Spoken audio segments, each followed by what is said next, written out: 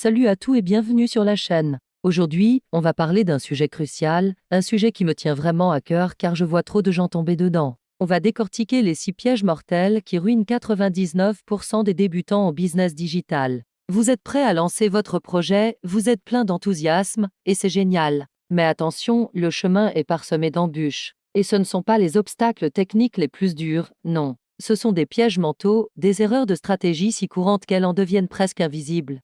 Si vous êtes sur le point de vous lancer ou si vous stagnez depuis des mois sans comprendre pourquoi, cette vidéo est pour vous. On ne va pas se contenter de lister les problèmes, on va surtout voir ensemble comment les éviter, comment les contourner et enfin mettre toutes les chances de votre côté. Alors restez bien jusqu'à la fin, car le dernier piège est le plus sournois de tout. C'est parti. Le premier piège, et c'est un classique, c'est le syndrome de l'objet brillant. Vous connaissez? Vous commencez à travailler sur une idée, disons la vente de formations en ligne sur le jardinage. Vous êtes à fond, vous créez votre plan, vous commencez à écrire le contenu. Et là, boum, vous tombez sur une vidéo d'un mec qui cartonne avec le dropshipping.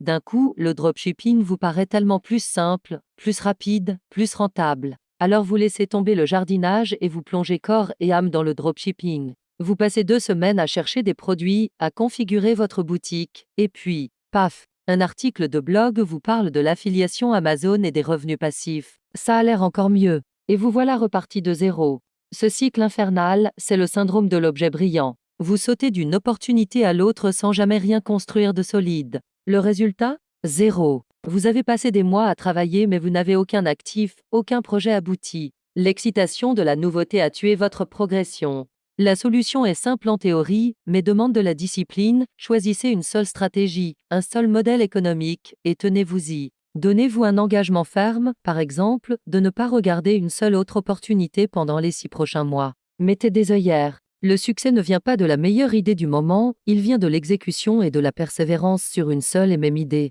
Le deuxième piège, tout aussi destructeur, c'est la paralysie par l'analyse. C'est le piège des perfectionnistes. Vous voulez que tout soit parfait avant de vous lancer. Votre logo doit être incroyable, votre site web doit être une œuvre d'art, votre premier produit doit être irréprochable. Alors vous passez des semaines, voire des mois, à peaufiner des détails que personne ne remarquera. Vous regardez 50 tutoriels pour choisir la bonne police d'écriture, vous comparez 20 plateformes d'emailing, vous lisez tous les livres sur le marketing avant d'envoyer votre premier email. Pendant ce temps, vous ne faites pas la seule chose qui compte vraiment, vous confrontez au marché.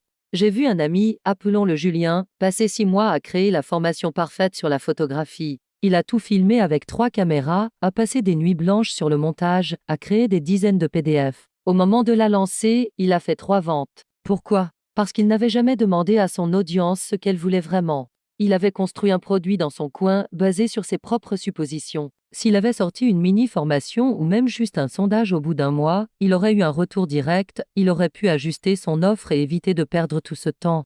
La solution, c'est d'adopter la mentalité du assez bon pour commencer. Lancez-vous avec une version minimale de votre produit ou service. Votre premier site web peut être moche, votre première vidéo peut être mal éclairée. L'important est de démarrer, de collecter des données, des avis, et d'améliorer en continu. Fait vaut mieux que parfait. Répétez-le comme un mantra.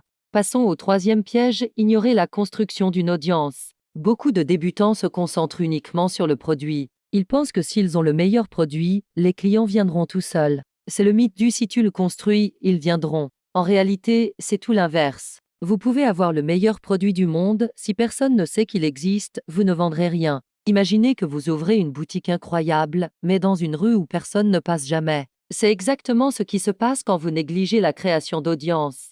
Le business digital, ce n'est pas produit d'abord, client ensuite. C'est audience d'abord, produit ensuite. Commencez dès le premier jour à construire une communauté. Comment? En créant du contenu de valeur et en le distribuant gratuitement. Une chaîne YouTube, un blog, un compte Instagram, un podcast, une newsletter. Choisissez un canal qui vous plaît et soyez régulier. Partagez votre savoir, aidez les gens, répondez à leurs questions. Par exemple, si vous voulez vendre des programmes de fitness, commencez par publier des entraînements gratuits, des conseils nutrition, des vidéos de motivation. Vous allez attirer des gens intéressés par cette thématique. Vous allez créer un lien de confiance. Et le jour où vous lancerez votre programme payant, vous aurez une armée de fans prêts à acheter parce qu'ils vous connaissent, ils vous apprécient et ils vous font confiance. Ne faites pas l'erreur d'attendre d'avoir quelque chose à vendre pour commencer à communiquer. Communiquez pour construire la relation qui mènera à la vente.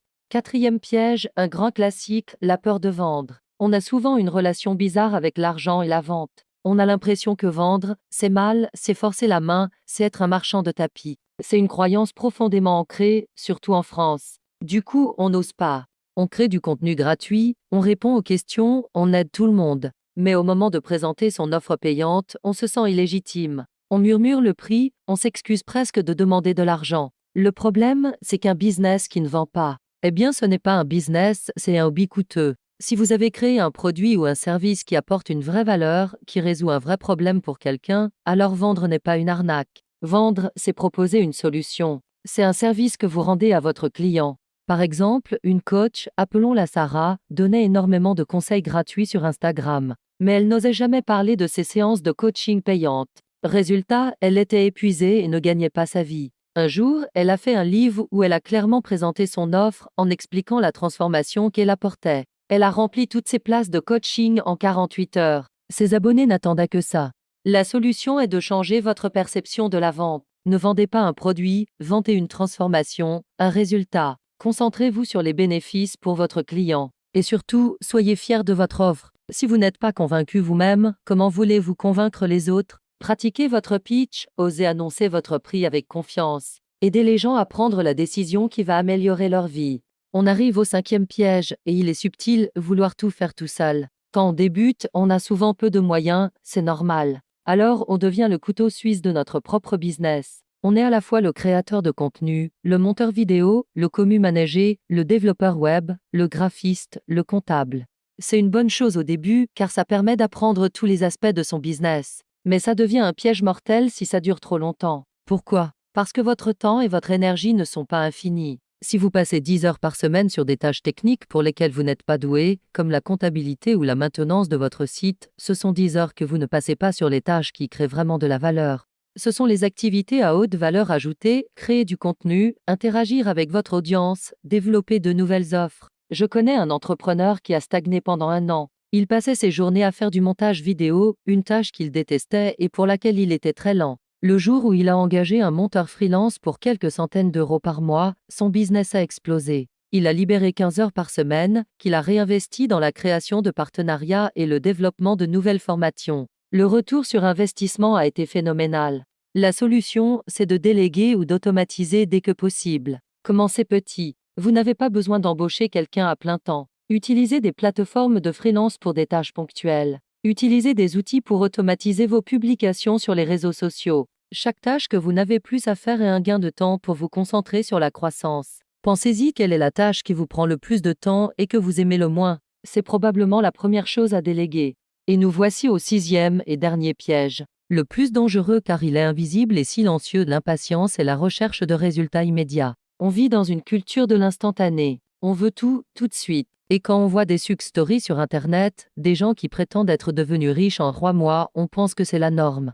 Alors on se lance, et si au bout de 2 mois on n'a pas fait des milliers d'euros, on se décourage. On se dit qu'on est nul, que ça ne marche pas, et on abandonne. C'est l'erreur la plus tragique, car la plupart des gens abandonnent juste avant que les choses ne commencent à décoller. Construire un business digital, c'est comme planter un bambou. Pendant les premières années, vous l'arrosez, vous en prenez soin, mais rien ne sort de terre. On dirait qu'il ne se passe rien. Et puis d'un coup, en quelques semaines, il pousse de plusieurs mètres. Le business en ligne, c'est pareil. Les premiers mois, parfois la première année, sont consacrés à construire les fondations, votre audience, votre crédibilité, votre expertise. Les résultats financiers sont souvent faibles, voire inexistants. C'est la traversée du désert. C'est là que 90% des gens jettent l'éponge. Mais ceux qui persévèrent, ceux qui continuent à publier du contenu, à interagir, à améliorer leurs offres, voient un jour cet effet cumulé se déclencher. Les ventes commencent à arriver, puis elles s'accélèrent. La croissance devient exponentielle. La solution est un travail sur votre état d'esprit. Comprenez que c'est un marathon, pas un sprint. Ne mesurez pas votre succès au jour le jour, mais sur des périodes de 6 mois, d'1 an. Célébrez les petites victoires, votre premier abonné à la newsletter, votre premier commentaire positif, votre première vente, même si c'est pour 10 euros. Ces petites victoires sont le carburant qui vous permettra de tenir pendant la traversée du désert. Soyez patient, soyez régulier et faites confiance au processus. Voilà, on a fait le tour des 6 pièges qui sabotent la plupart des débutants. Pour résumer, le syndrome de l'objet brillant qui vous fait papillonner sans jamais rien finir. 2. La paralysie par l'analyse qui vous empêche de vous lancer par perfectionnisme. 3. Ignorer la construction d'une audience en pensant que le produit suffit. 4. La peur de vendre qui transforme votre business en hobby. 5. Vouloir tout faire tout seul et s'épuiser sur des tâches à faible valeur. Et 6. L'impatience qui vous fait abandonner juste avant le succès. Reconnaître ces pièges, c'est déjà faire 80% du chemin pour les éviter. Lequel vous parle le plus? Dites-le moi en commentaire, ça m'intéresse vraiment d'avoir vos retours. Le chemin de l'entrepreneuriat digital n'est pas une ligne droite, c'est une aventure pleine de défis, mais c'est aussi une aventure incroyablement gratifiante. Ne vous laissez pas décourager par ces obstacles. Chaque entrepreneur à succès que vous admirez est tombé dans au moins un de ces pièges, mais il s'est relevé et il a appris. C'est ça, la clé. Alors maintenant, à vous de jouer. Choisissez votre voie, lancez-vous même si ce n'est pas parfait, construisez votre audience, osez vendre votre valeur, apprenez à déléguer et surtout, soyez patient et persévérant. Merci d'avoir regardé cette vidéo jusqu'au bout. Si elle vous a été utile, n'oubliez pas de laisser un pouce bleu, ça aide énormément la chaîne, et de vous abonner pour ne pas rater les prochaines. Je vous dis à très bientôt pour une nouvelle vidéo, et d'ici là, passez à l'action. Ciao.